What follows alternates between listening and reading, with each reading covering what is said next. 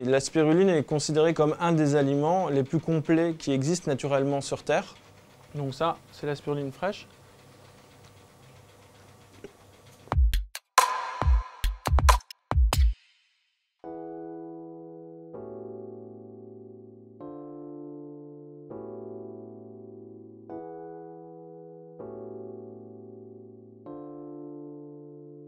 Souvent, les gens pensent que c'est une ferme, comme une ferme agricole avec des champs, des prés, etc. En vrai, ça ressemble plus à un labo. Et il y a d'ailleurs un protocole sanitaire lié au labo où il faut s'habiller. Donc on va s'équiper et après on va rentrer dedans. Donc il y a les super chaussures classe. Ensuite, on va mettre tous une bonnette. Vous aussi, vous avez le droit. L'objectif, c'est de ne pas contaminer la spiruline vu qu'elle est vendue fraîche et vivante. Il ne faut pas qu'il y ait d'autres microbes à l'intérieur. Ici, on est dans une ancienne bibliothèque de la RATP.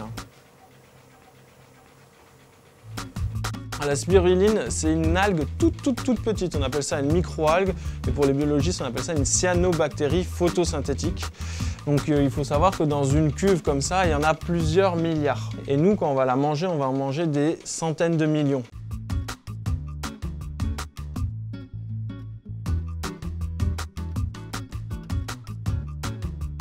Donc on va prendre une petite souche qu'on va amener dans un milieu de culture. Là, vous avez des milieux de culture dans lesquels grandit la spiruline. Donc c'est une eau qui est relativement chaude. Il y a du bicarbonate, il y a un peu de sel, il y a du dioxyde de carbone et de la lumière. C'est à peu près tout. Le verre, il va devenir de plus en plus vert jusqu'à devenir noir. Ça veut dire qu'on peut la récolter. On va la filtrer et la spiruline va se décanter au fond. Ça, c'est la spiruline fraîche. On va pouvoir la presser pour la conditionner sous forme de pâte. Et c'est la pâte qu'on va déguster tout à l'heure.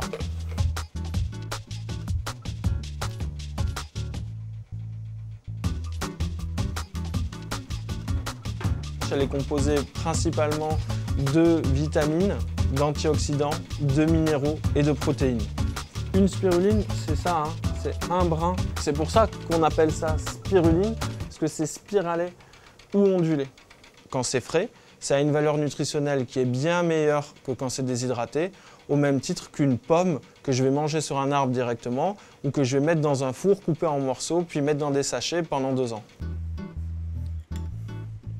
Nous vendons la spiruline dans des packagings qui sont consignés, type des bocaux en verre. Donc ça ressemble à une pâte de 75 grammes, 100 grammes, etc. Mais également sous sa forme congelée, via des packagings qui sont en lingots. Donc à l'intérieur, je vais avoir 3 lingots, 7 lingots, 10 lingots, 20 lingots. C'est 1 lingot par jour, par personne.